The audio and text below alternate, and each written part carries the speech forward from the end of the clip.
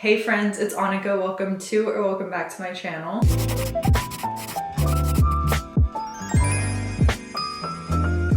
I feel so professional sitting at this desk. I feel like I'm in a meeting with you. Welcome to my planner breakdown walkthrough, and at the end I'm gonna do a little plan with me and we're gonna plan out the next week for myself, and I'm going to show you like how I use all these things together. I'll put on my glasses because you guys know I just like cannot see without them. I want to preface by saying you don't need all of this to get into planning. I have like sections of my planner. I have different planners. If you are new to it, if you want to get into it, I would choose 1 to 2 methods that really work for you and try and stick to them for a few weeks. When it comes to planning, you don't want to force yourself into it. You want to find something that resonates with you and makes you excited to open your planner and use it. It should make you feel inspired. It should fit your sort of lifestyle. So I just want to say that because I do have like several things that are going to be going on, but realistically, I could keep my life in order with one of these things, or a simple to-do list and a monthly calendar is literally all I need. So let's just kind of get into it. I have 2 main things that I plan on, and then I have like 2 optional things that I plan on. So first I'm going to show you the holy grails for my planning process. I'm going to start with my physical planner. This is the planner I use to plan on paper, and I am an on paper type of gal, which is actually kind of like ironic because everything I do is from my laptop. I've always been like a very digital girl. I love doing things on my iPad or my laptop, but the one thing that I have never strayed from doing on paper is planning and journaling. So that is where this comes into play, but actually I'm gonna get a few options to show you because this is obviously bougie.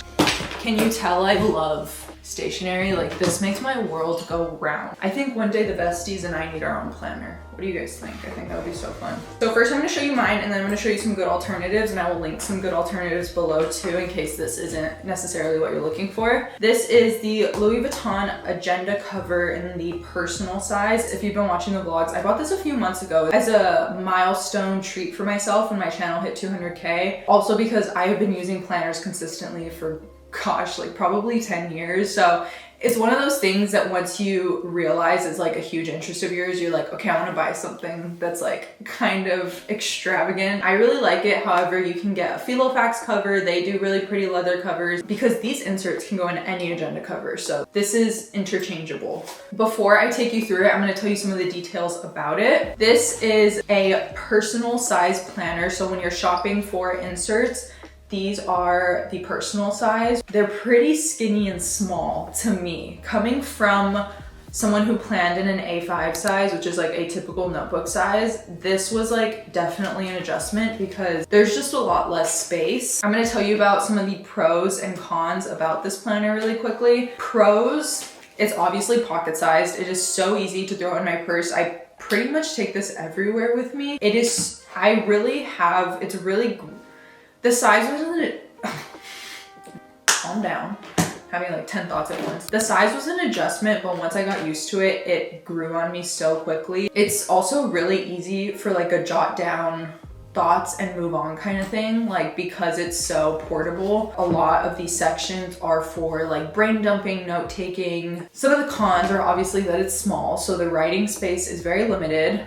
Not good for major planning or like fleshing out ideas. I don't know if this would be sufficient on its own as a planner for me. I definitely have to use this in tandem with a bigger monthly calendar and other sorts of organizational things. Could I make it work? Yes, but if I really want to plan out all the parts of my life, I'm gonna need something to use with this. Okay, I'm gonna bring you in close because I'm gonna show you the 7 sections I chose to put in my physical planner, give you a little tour of the whole thing, and I'm very proud of the design of it too. I think it's just very fitting, and that's what I mean when I say make something or find something or a system that makes you excited, because every time I open this, I love how pretty it is. So let me show you what we're working with. When you open my planner, this is what the spread kind of looks like. I have a cute photo strip of Renee and I when we were in Austin. I have some sticky notes. Everything in here is from cloth and paper except for a few things.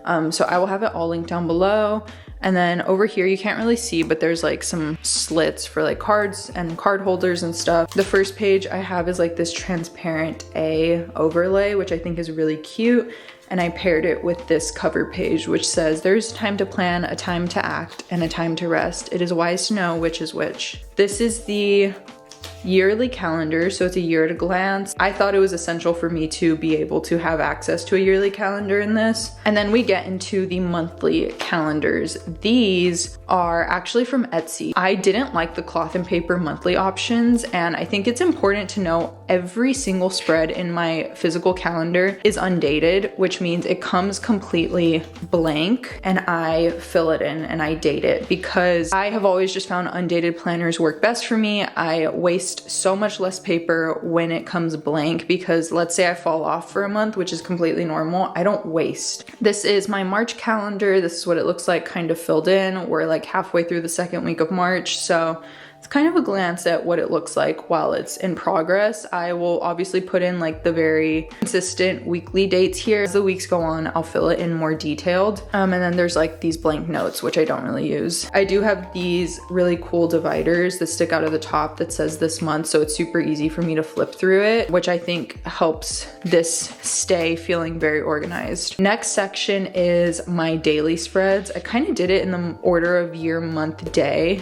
That's just what made sense to me. So these are my everyday spreads. So you can kind of see some of it there that I use every single day. Here's my second divider, which says today at the top. And since these are the two sections I flip to the most, I decided to get these dividers. And here is some of today's to-do list that I filled out this morning. I'm gonna refill this out with you because it's actually changed a bit, but it has a section for tasks, a section for priorities, so I'll like number them usually. And then what I love is that there's a schedule on the side so I can time block. You can see yesterday I time blocked workout, and then I did a huge block for filming because I was filming my morning for a video. So I love to do time blocking on here. It's one of my favorite methods for daily planning. Of course, undated, like I said, my fave.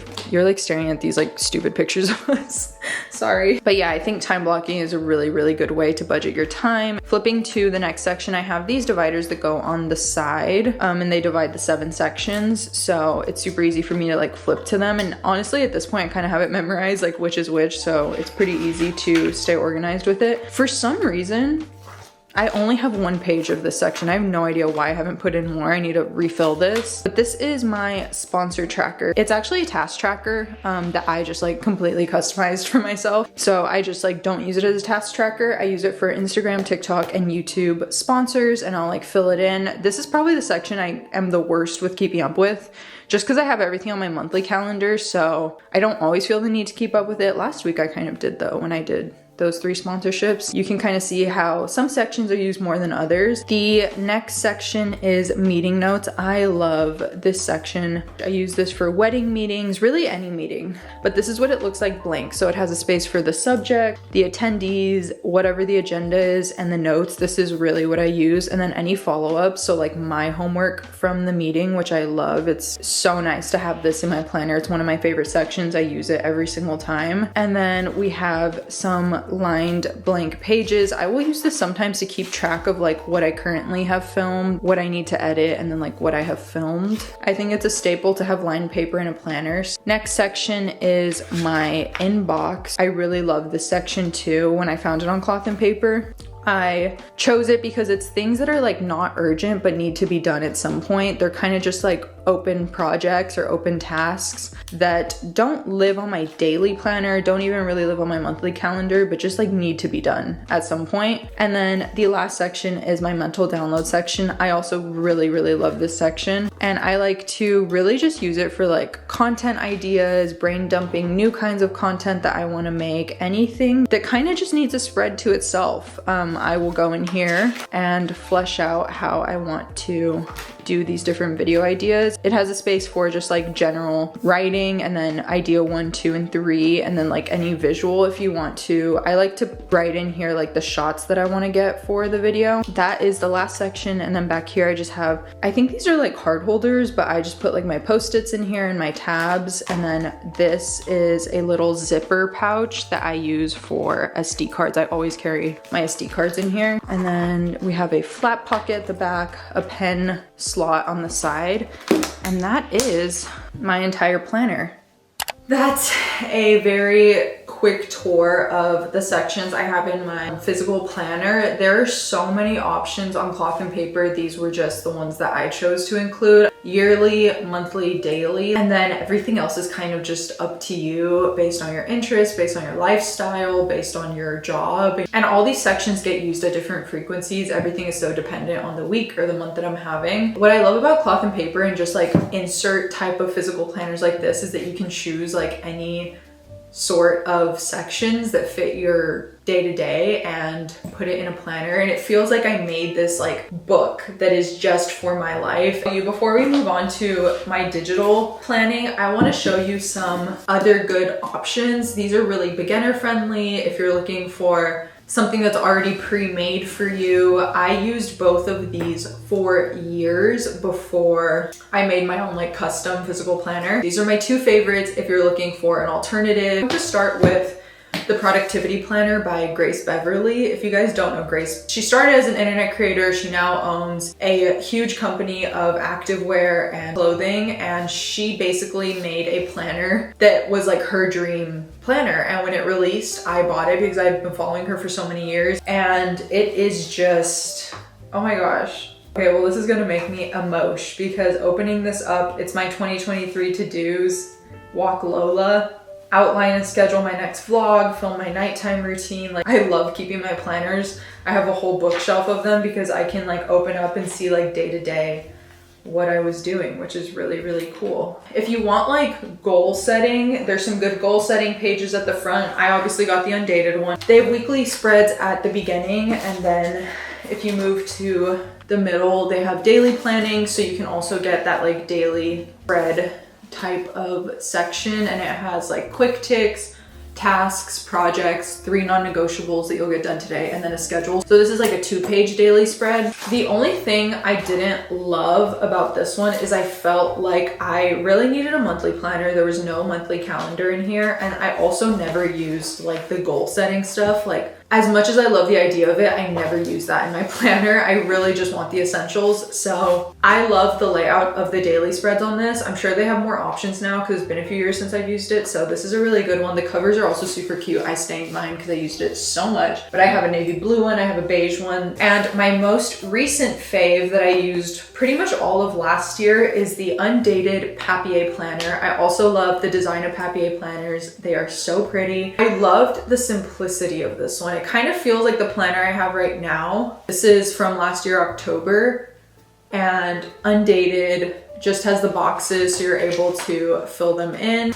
This is what it looks like, completely blank. And then it goes straight into just daily spreads. So it has space for your schedule, your priorities, and then your checklist, to-do list. So it's very similar to the one that I use right now, which is why I love the cloth and paper one, because it reminded me of this. These are like my 2 fave alternatives if you're looking for some good physical planners. So along with my daily planner every day, I also do a little bit of digital planning, and I would say this is my second holy grail. Like, I can't survive without these 2 things. This is going to be my Google Calendar. I've talked about this many times in my videos, but I'm gonna go a little bit more in depth right now. My physical planner takes good care of my day-to-day, but my Google Calendar takes good care of like my long-term planning and just overall deadlines for the month. I will always need a detailed monthly view. So that is what I use my Google Calendar for. Pros to my Google Calendar: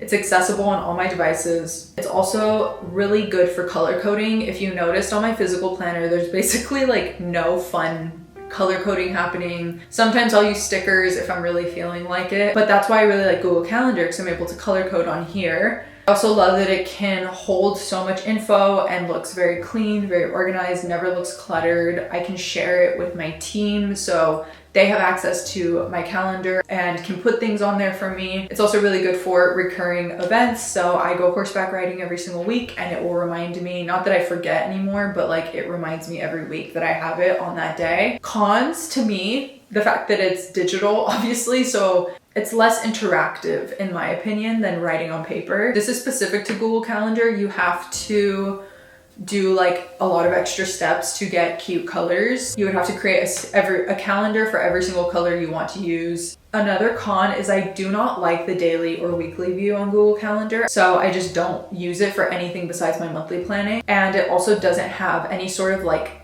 tick list, like a to-do list that I can like check off. It's not as satisfying to me because I can't cross anything out, check anything off. I'm gonna give you a little tour of my Google Calendar, which I feel like I've done a few times, but let's just go through it really quick in case you haven't seen my videos. This is my Google Calendar.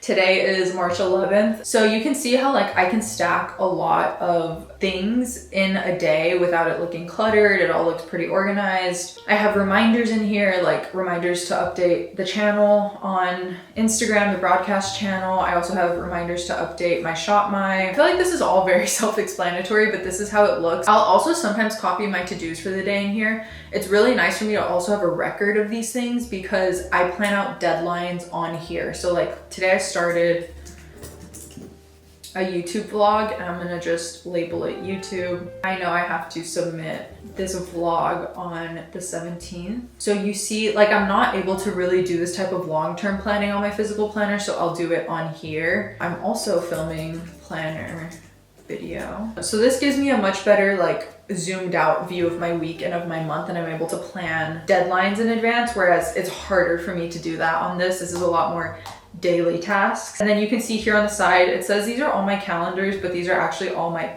colors for like different labels.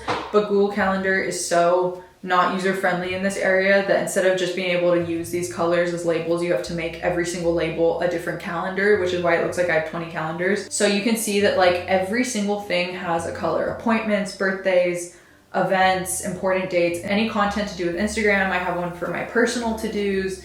TikTok has one, travel has one. Everything has a color and it just honestly just helps divide. That is how I use it in conjunction with my daily planner. Hopefully that makes sense. I feel like it's simple. I don't want to like overcomplicate it. So next is any optional planners I have. I'm going to show you my content planner that I have digitally. I will do content planning pretty often, but the format I do it on changes a lot depending on my mood. I have different options for myself. So this is a screenshot of what my Google Sheets content planner looks like. So I have a column for like content idea, the details of it, the platform it goes on, if it is filmed or where in the process it is with that, when I'm supposed to edit it, if there's any inspo that I saved, and then if it is done or not. And then I have different pages within this huge spreadsheet. So I have one for YouTube videos, one for brand deals. I love this, but I don't use this every single time because I will say a lot of my filming is like more spontaneous. It's more day to day. Content doesn't always get put there. It's not holy grail yet the way my other two are. Another way I love to plan content is on Notion and just plan in general. Sometimes I'll use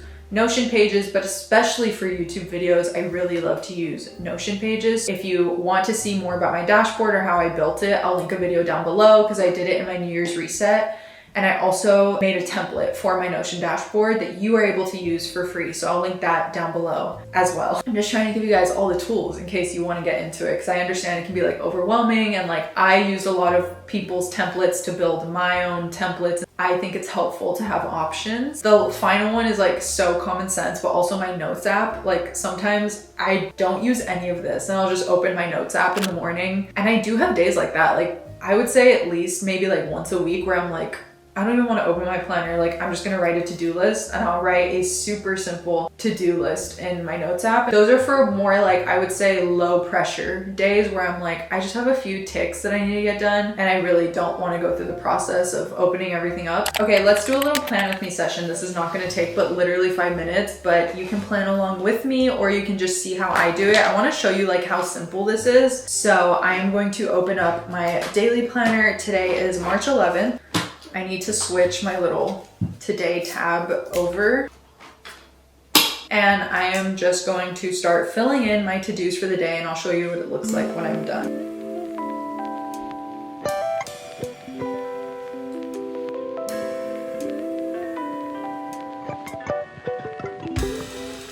And also I'll like very often flip back to the day before and see what I didn't finish so I can put it on today's to-do list.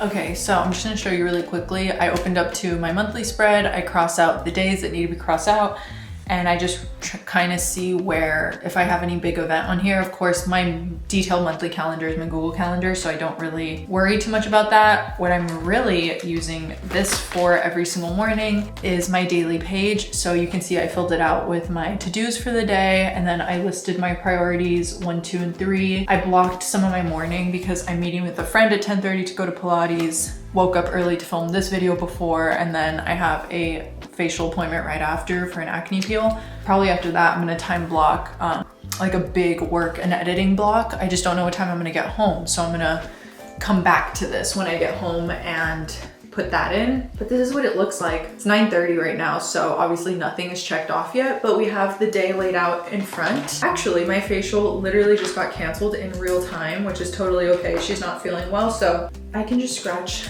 that off. I think like a really common sense kind of tip that I want to give is like, don't be afraid to make it ugly. Like my planner is like the least aesthetically written thing. I scratch things out. My monthly calendar changes on my physical one all the time, so there's so many scribbles and stuff. Don't be afraid to like mess it up. Because I used to have that problem with journaling, and then I would never journal because I didn't want to mess it up. Now I'm just going to go to my Google Calendar and fill it in. We kind of did a little bit of it, but I'm gonna do more of it. I like to reference my daily planner and just copy anything in here, any big deadlines that I have. Like I'm gonna cancel my facial, but I do have Pilates at 10:30, which is kind of random, but I love a mid-morning workout.